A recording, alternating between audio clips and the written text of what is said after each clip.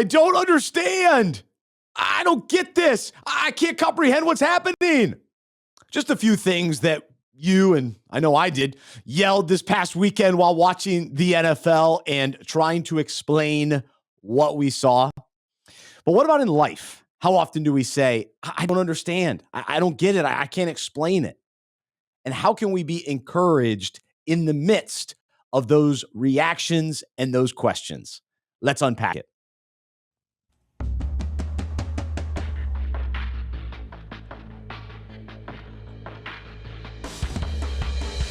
Welcome to the Unpacking It podcast, where we unpack parallels, metaphors, and topics in sports that relate to life and faith.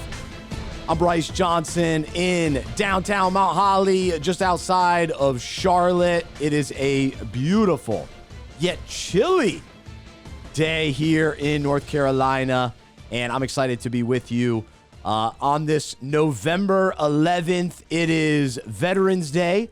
Shout out and a thank you to all of you who are veterans and have served our country, and we are grateful for you. And glad that we have today to recognize you and thank you and celebrate you. For those of you that are able to get a day off as well, that's great. But we're glad to be here today. Nonetheless, Unpacking It continues.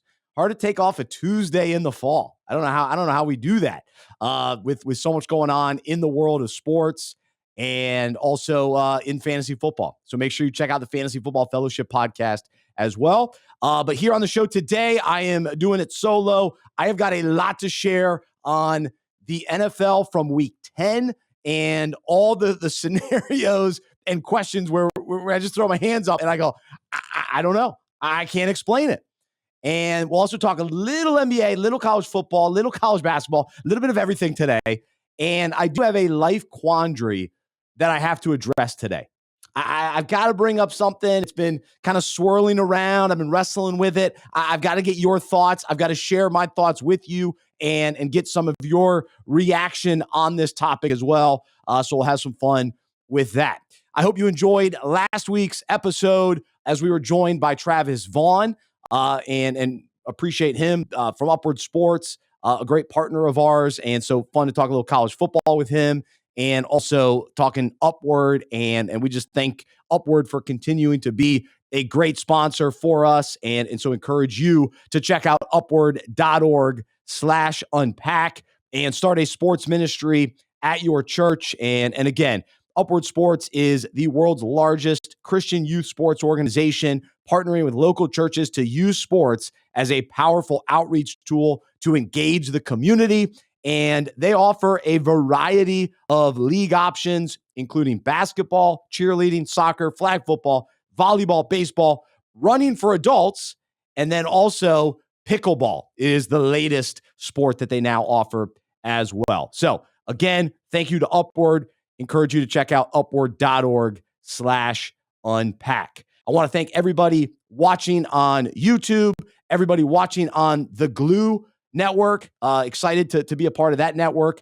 Just search GLU wherever you watch different apps on your TV or even your phone.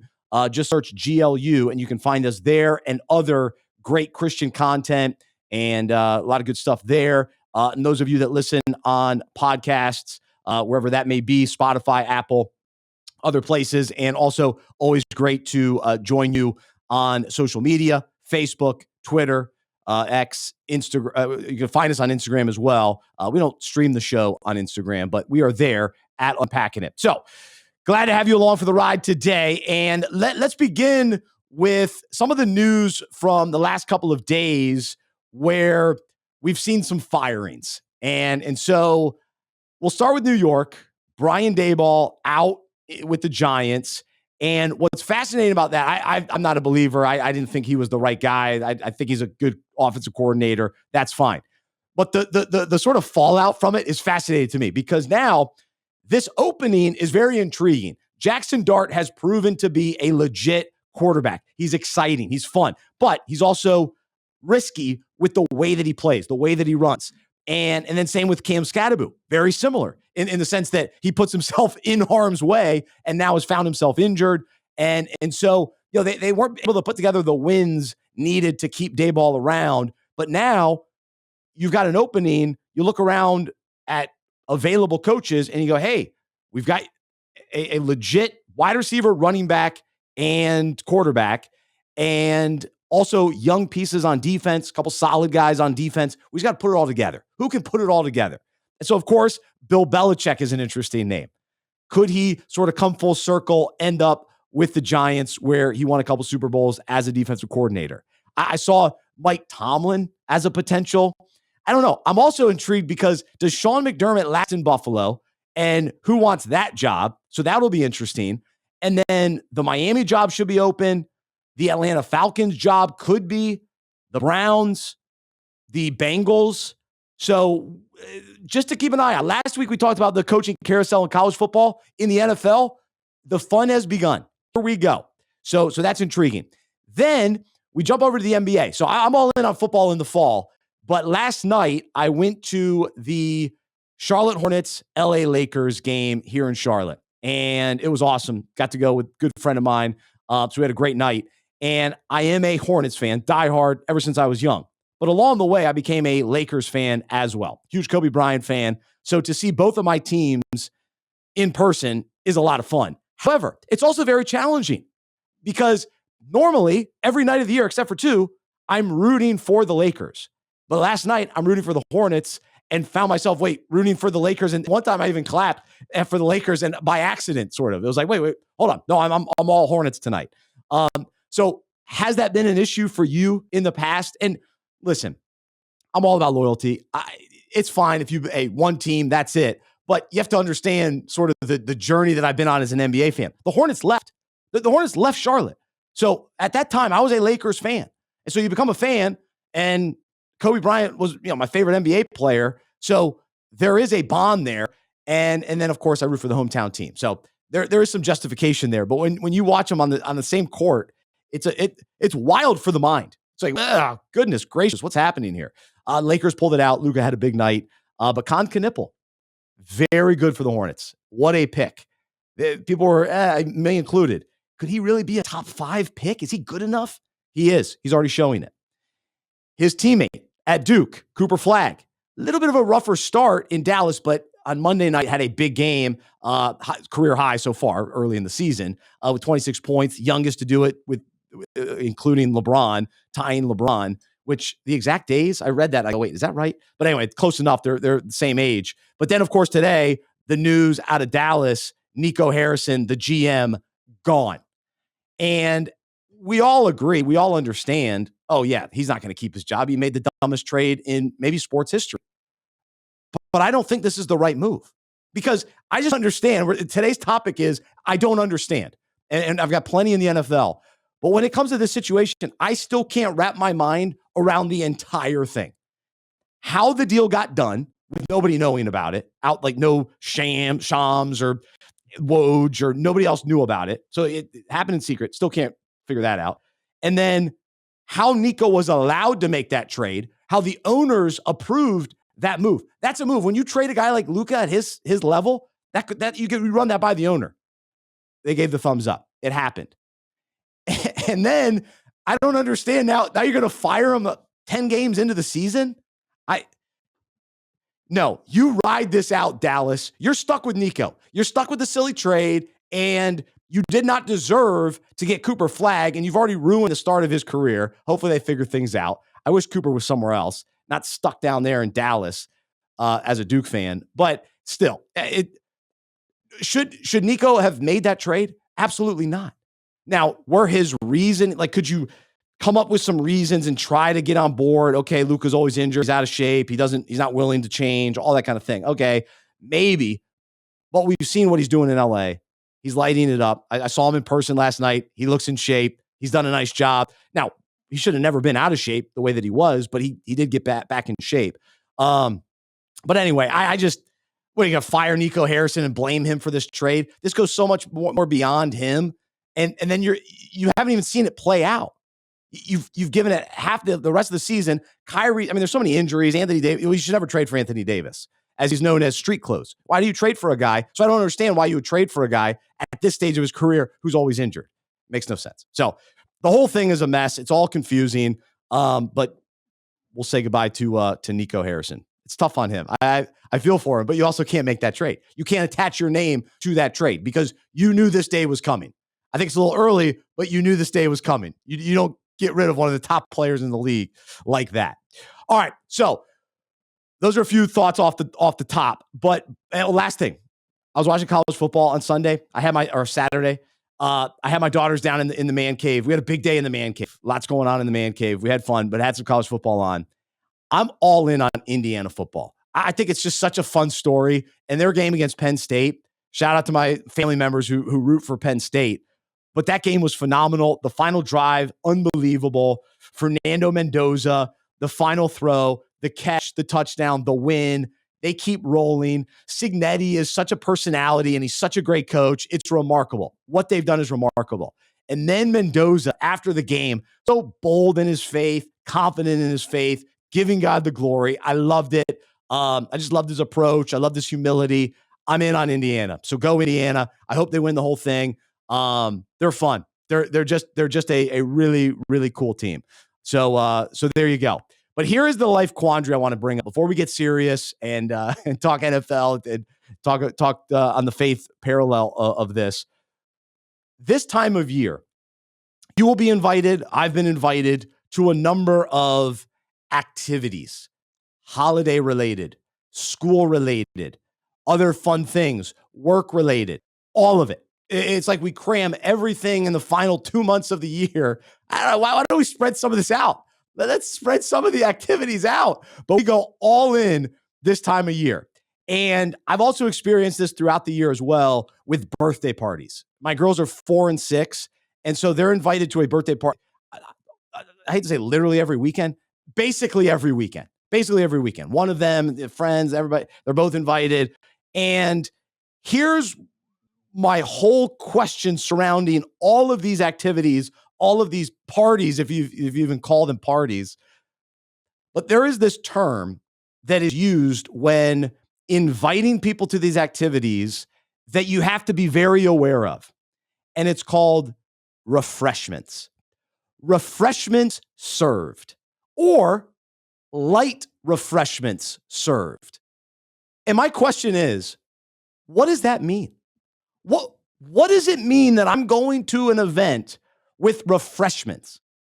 What does that include? And how do I prepare accordingly and properly to engage and make the most of the environment and the food that is being provided? Now, I love a good meal a nice dinner every night. And thankfully, my wife usually makes a delicious dinner most nights. So when we go out and I'm going to an event, and that event takes place at 6:00, I'm hungry for dinner. And so then I step into these situations where there's some refreshments. We got a little bit of refreshments that we're providing you. And I'm going in blind usually. So tonight, I have an event tonight, 6:00 at my daughter's school. She's been honored. She's an awesome student already in kindergarten. She's dominating kindergarten, which is great. But now she's going to be honored tonight. We're a few months in. We're already getting honored in kindergarten, but I'm happy. She's great. So good. She's doing well. So I'll be there for her. But they're telling me at 6:00, come, we'll have some light refreshments. So what am I going to get? A little cup of water, a couple crackers. Will there be meats and cheeses, the finest meats and cheeses in all the land, or will it just be a wrapper, like a packaged item? Will it only be dessert? Do I want dessert at 6:00 before I've had a proper dinner? My mom taught me better than that. So now I'm going in blind tonight. Should I load up before I go? Do I have a dinner, but then I show up and now all of a sudden it's a wonderful spread of light refreshments that I want to partake in. Well, now all of a sudden I've eaten before. Now I'm diving into some refreshments, which include dessert, but dessert wasn't mentioned in the refreshments. Is it understood that dessert is part of light refreshments? Well, then now I'm loading up. Now I'm getting huge heading into the holidays. And now I've got more events coming up that will have light refreshments, maybe dessert, not dessert. It's all very confusing. And so my life quandary is, What is your approach to these types of scenarios? I mean, I went out Friday night with Jody. We went to an awesome event. It was great. And they provided us our own little meal, but it was cheese and crackers and salami and like grapes and nuts. So that's refreshments. Now, I leveraged it as a dinner. I ate mine and Jody's because Jody wanted to prepare beforehand. So we stopped for a little Bojangles run on the way out. And so she nibbled on some Bojangles and she was pretty good. So then had a little bit of the refreshments, but I had light on the Bojangles, heavy on the refreshments. It was a little bit of a risk for me. So anyway, it's been bothering me. I've been running into this, and so I'm seeking some advice on this. Do you embrace the refreshments? Because then the other side of this is you show up and then you don't partake. You're like, no, I'm full. I already ate. Well, we've got all these refreshments for you. We've gone to all this trouble to lay out this little granola bar for you. So dive into the granola bar. Well, I don't want to eat. I'm going to eat after. I'm going to go eat dinner. Now I'm eating a late dinner. And I saw a video yesterday on social media. You're not supposed to eat 3 hours before bed. So now all of a sudden I'm pushing my dinner late because I'm at the refreshments for a 6 o'clock event that has no proper dinner. What do I do? How do we deal with this? So there you go. That's the Unpacking the Show today. I hope you're encouraged. That's what I got. All right. So don't even get me started on the birthday parties. And is there pizza? Is there not pizza? It's a 2 o'clock birthday party. So there is pizza. It's not lunch. It's not dinner. But we're having a meal. Nope. It's not for the adults. It's only the kids. Do I eat before? Do I eat after? Do I eat during? We've got to come to an agreement on this. What are we doing? I'm kind of a traditional breakfast, lunch, and dinner. Maybe a little snack after dinner. Dessert after dinner on a good day on the weekends. I'm trying just on the weekends. But anyway, so we got to clean this up a little bit. All right. So along those lines, I don't understand. I can't wrap my mind around it. I'm so confused. Let's continue that thought process as we dive into this week's topic, as we take a sports story related to life, related to the Bible, related to our life as followers of Jesus. And here's the deal in the NFL. It has been such a great season. This has been one of the best seasons in a while because we're seeing impressive performances, like elite talent. Really, we're seeing it at the running back position. Remember that position a few years ago we all gave up on? Well, the running back position is dead. Nope, it's back because Jonathan Taylor, what he's doing with the Colts, remarkable. And then you throw in Devon Achane, Jahmyr Gibbs. I mean, just very, very impressive performances. And so we're in awe of what these athletes do, what these NFL players do. And of course, throughout the year, we'll see great quarterback performances. I mean, Matthew Stafford fits into that category, what he's doing. We're just in awe of like, man, this guy's still getting it done. But at the same time, we're in awe of the surprises, of the upsets, the unpredictability that unfolds week after week in the NFL. And it leaves us grasping for answers. And so here are some regular comments I make, I imagine you make as well, as you are responding to what you watch on Sundays and Mondays and Thursdays. Thursday's tough, though. Whew, that Raiders-Broncos game. Oh, whew. And then Monday Night Football, are you kidding me? But here's what we say. I don't understand how that happened. I can't comprehend how that's possible. How in the world did that team win? I don't get it. How did that team lose to that bad team after beating that other great team last week? And then I can't wrap my mind around how that team came back to win or how that team allowed their opponent to pull the upset. And then also, it doesn't make sense that this team made that coaching decision. Like, it doesn't make sense that the Dolphins have still hung on to Mike McDaniel. It doesn't make sense. It also doesn't make sense that the New England Patriots, that they were allowed or that they were able to get Mike Vrabel. So more specifically, I don't understand how the Titans let Mike Vrabel get away. You let one of the best coaches in football get away, and you are going to be scrambling for years to come. It's just hard. It's hard to wrap your mind around. Whatever issue you had with Vrabel, you should have figured it out because you have ruined this era of Titans football, and you let Mike Vrabel walk out the door, go up to New England, and bring them back to the top of the league. I don't understand. I don't understand how that happened. And so as we apply some of these thoughts and questions specifically to week 10, here's how it plays out.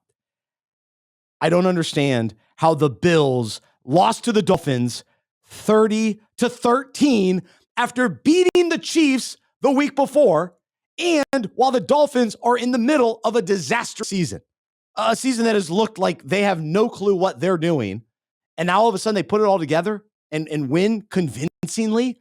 I kept waiting for that game to turn around, like, all right, this was fun. They're toying with the Dolphins, and the Bills would finally wake up and get it together, and it never happened. It just didn't happen. So that was hard to understand. How about this? I can't comprehend how the Panthers beat what we thought was one of the best teams in the NFC last week, the Packers, and then followed it up with an embarrassing loss to one of the worst teams in the NFC, the Saints. And so I don't understand, because I went to church 2 weeks ago thinking there's no way the Panthers beat the Packers today. Like, this will be a loss this week. And then this past Sunday, it's like, oh, at least the Panthers will win today. They'll beat the Saints. There'll be no problem with the Saints today. This is an easy one. All right. Well, I guess the Panthers thought that too, and they totally overlooked them. But I just can't comprehend how that happens. How do you have two different teams? What are we doing? And on a side note, I've been listening to local sports radio talking about the Panthers and fans talking about the Panthers. And I have a couple friends and loyal listeners that continue to defend and do mental gymnastics for Bryce Young. And he's such he seems so nice, and he seems like such a great guy. And it's so hard to root against him and give up on him. And he's a number one pick and all that. But he's just not the guy. He's just not the quarterback that you need. It's so hard for Panthers fans to come to grips with it and give up on Bryce Young. And I think there's no other answer, because I've said this before. I'll say it again. And it's so simple. We all know this. The NFL at the quarterback position, and really at the head coaching position, it's all about consistency. That's all you're looking for, is consistent. Are you consistent? Do you know what you're going to get? And even if you're consistently a little bit below greatness, but you can sort of count on that level every week, you can work with it. Because that's why guys like Kirk Cousins can have a nice career, and you can get to the playoffs regularly and that kind of thing. There is a spot for guys like that.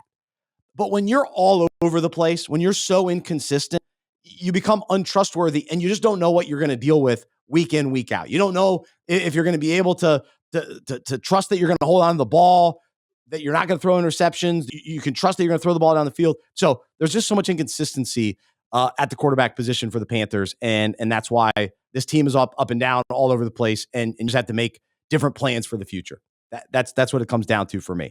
But as we continue to look across the league at what we don't get, what we can't comprehend, I left the Hornets game last night, and I get in the car, check the score of the Eagles-Packers game. It was 0-0. Wait, what? I don't understand. I don't understand. This is the Packers, and this is the Eagles. This is the game. It's 0-0 at halftime. So I texted my uncle, Kevin, who's an Eagles fan. What happened here? What are we doing? And so I don't understand that. But thankfully, there was a little bit of scoring in the second half, but not much. But that's hard to grasp. I understand it's good defense. I do. But still, that was wild. And on a side note, I do not like defensive games to that extent. I'm fine with some good defense and good defensive plays and some pressure on the quarterback. Good, when a cornerback can sort of slow down a wide receiver, that's impressive. But when it's a game where it's just punt, stop, 3 and out, no thank you. That's not my kind of game, especially in the fantasy football world. And then last one, how in the world do the Jets win a game? Just period. And I know it's against the lowly Browns, as one of my buddies who's a Browns fan didn't like how I included that in Monday's devotional, the lowly Browns. But I don't know. I still don't know how the Jets win any games, because they trade away all their good players on defense. Garrett Wilson got hurt again. they don't trust their quarterback. They don't even know who the starting quarterback is. It continues to be Justin Fields when healthy. But anyway, the Jets are a mess, yet I still don't understand how they win a game. But good for Aaron Glenn. I think he's been all right. Like, considering the lack of talent and consistency just from like guys being out there. So those are the questions and the reactions following week 10. And as fans, all of this sort of lack of understanding, lack of comprehension, I just don't get it. It keeps us coming back to football, to the NFL. And what happens is we love it even more. We love this. This is awesome. This is so much fun. I'm watching the games. I mean, I don't know how the Texans with Davis Mills came back against the Jacksonville Jaguars. I turned that game off. I had a quad box going. I got rid of the Texans Jags game, and I forget what I replaced it with, when it was 29-10. And then all of a sudden, the Texans come back. Thankfully, I had the red zone on, so I was able to keep up with it and realized, oh, wow, the Texans are making a run here. But you just can't explain this stuff. But we love it. We keep coming back Sunday after Sunday. We love the football. We love what the NFL provides us even more and more every week. And so as we parallel this to our own lives and we think about this as followers of Jesus, we know that in life, we will find ourselves with similar responses and questions about the circumstances that we face where we just don't understand. There are surprising results that happen that we just can't comprehend. And there are decisions that happen sort of around us that don't make sense. And there are just, elements to our life where we just can't wrap our minds around. And it's hard to deal with oftentimes. But here's what we do know as followers of Jesus. We do understand that God loves us, has saved us through Jesus, and that he is with us, that we have the power of the Holy Spirit within us. And so God has revealed so much truth and so much about his character. He has given us his word. But at the same time, so much of what God is doing in our lives and the depths of who he is, we can't fully comprehend. There's so much that we just don't understand. And we don't often know, the whys or the hows in life and what God is doing. And so often we try to figure everything out and we try to get every answer, but the reality is we can't on this side of eternity. And so here's what the author of Ecclesiastes, most believe this to be King Solomon. So Ecclesiastes 8:17, he says, I realized that no one can discover everything God is doing under the sun. Not even the wisest people discover everything, no matter what they claim. And so what a humbling reality that we all know this. We understand this. But oftentimes we still wrestle with this truth that, wait, I can't know everything. Sometimes we pretend to know everything. We think we know everything. We want to know everything. And here's where some of the tension is. Because yes, we want to continue to grow in our knowledge and understanding of God. And he does continue to reveal himself to us. And as we seek him, we can know him more and more. So we understand his character more and more. We understand his word more and more. We understand the Bible in a better way, in a deeper way. The more that we study it, the more that we read it, and then read commentaries from people that have studied it. And so we gain a lot of knowledge, and a lot of it is available to us. But we also have to come to grips with that there's so much that we just can't grasp, that we can't explain, that we're not going to get the answer for everything we want the answer for. That we have to humbly admit that and come to grips with that. And so we have to be willing, just like we are in the NFL, we have to be willing to sort of throw our hands up and shake our heads with humility and surrender, admitting, I don't get it. I can't figure it out. I don't know how to explain it, but that's okay. I trust God and I trust that He knows what He's doing. And I trust in what He's doing. And so are we willing to get to that point? And here's some scripture to encourage us in this. Job 37:5 says, God's voice thunders in marvelous ways. He does great things beyond our understanding. Isaiah 40:13 asks, who can fathom the spirit or mind of the Lord or instruct the Lord as his counselor? And so just like in football, not having everything figured out doesn't have to discourage or frustrate us.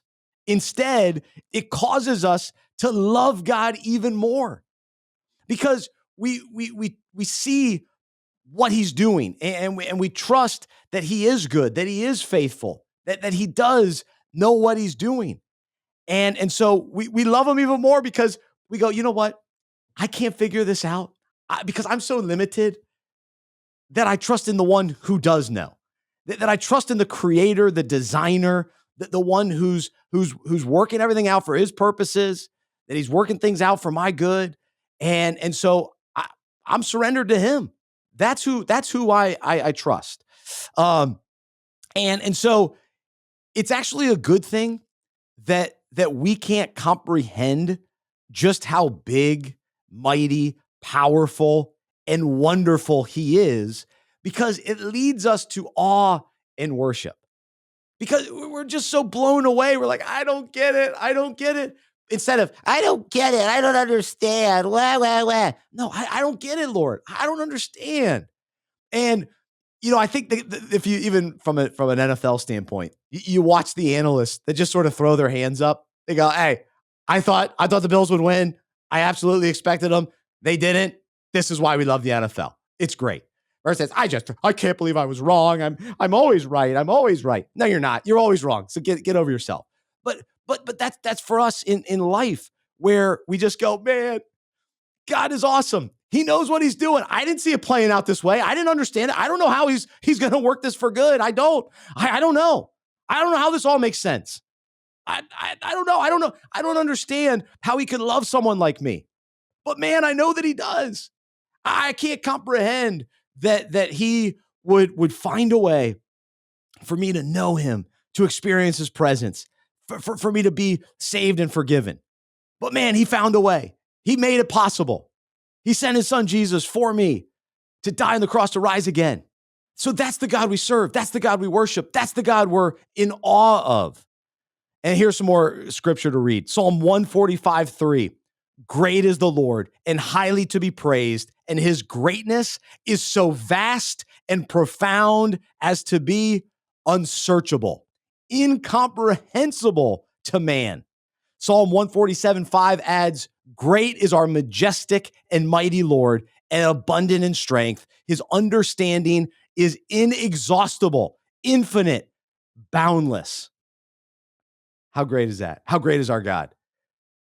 That's what He is. That's who He is. And what's so amazing too is He's so big, yet He allows us to know Him personally. And it's hard to understand. It's hard to comprehend. But because His greatness is so hard to comprehend, it means that He's a God that is worthy to be trusted and followed and served. We want a big God. We don't want a God that we can put in a little box and control. What kind of God is that? No, we serve a big God, the true God, the creator, the all-powerful, the all-knowing. That's the God we serve. And so, yes, in the NFL each week, we see the greatness of the sport, but we're also drawn to it because it doesn't always go as we expect and goes beyond what we thought possible. Who thought it was possible the Dolphins would beat the Bills? No, but we love it. And likewise, we are drawn to God because of His greatness, but also because life doesn't always go as we think it should. And again, it's a good thing because His ways are better than our ways. And what he's capable of and what he does, it goes beyond what we thought possible. He has so much more understanding, so much more power than we can comprehend. But that's why we surrender. That's why we submit. And here's what it says in Isaiah 55, 8 and 9. My thoughts are nothing like your thoughts, says the Lord, and my ways are far beyond anything you could imagine. For just as the heavens are higher than the earth, so my ways are higher than your ways, and my thoughts higher than your thoughts. Do you believe that? Or do you think that you've got all the answers, that you've got it figured out? Just like we don't have the NFL figured out, we don't have it all figured out. But God does. He's got it figured out. He knows what he's doing. And so here's what it says, Romans 11:33. Oh, how great are God's riches and wisdom and knowledge. How impossible it is for us to understand his decisions and his ways. So today, are we gonna let that frustrate us and discourage us, or actually encourage us and draw us to him and lead us to being in awe of, hey, it doesn't make sense to me. I don't understand it, but God does. And so let this reminder from the NFL and just, how unpredictable it is and how things don't always make sense. Let it be a reminder to us that life doesn't always make sense. We can't understand much of what God is doing, how he does it, or why he does it. But we can rest assured that his ways are best and his character is perfect. He's an awesome God. He's a great God. And he's the one that we place all of our hope, our faith, our trust in. And I hope that is true for you today, that you can be encouraged to do that in the midst of the circumstances that we are facing, that we will face, that we just don't understand. And I also hope that, even though we'll never figure everything out about, even what God has revealed in the Bible, but let that draw us to him, that there's so much more there. Like we keep seeking him because there's more to know. He's infinite. He's eternal. It goes on and on and on. That's an amazing thing. So it's not like, I've got it all figured out. Yep. I understand it all. Yep. No, we go again. We keep going. It's like I read most of the New Testament this year and I'm still learning so much. It's like, all right, I'll go through it again. Let me go through it again. I read Jonah, the whole book of Jonah today. And it was like, oh, wow. I don't think I knew that or that. And at first I was like, I'm confused by that. Wait, what does that mean? And I did a little research. Okay. Now, so we can understand more, but then there's more. There's another layer. The next time I'll read it, there's more. And so that's why we love God. That's why we get to experience God. So let this be an exciting life with God versus being so discouraged that we don't have all the answers. That's okay. God does. So let's keep seeking him. Let's keep following him. Let's keep trusting him. So there you go. That's this week's Unpacking It podcast. Let me know your thoughts on the life quandary. Let me know your thoughts on this topic. What are you maybe having the toughest time in the NFL wrapping your mind around? You can email me, Bryce@unpackingit.com. Always love hearing from you. For Aaron, my producer, I'm Bryce. I'm a sports fan who follows Jesus. I believe in the good news that he died on the cross for my sin. He was resurrected, and through faith, I've been saved by his grace. I hope that is true for you as well, and I hope you'll join me as we live life as sports fans who follow Jesus together. Have a great rest of your day, and we'll talk to you next time right here on the Unpacking It podcast.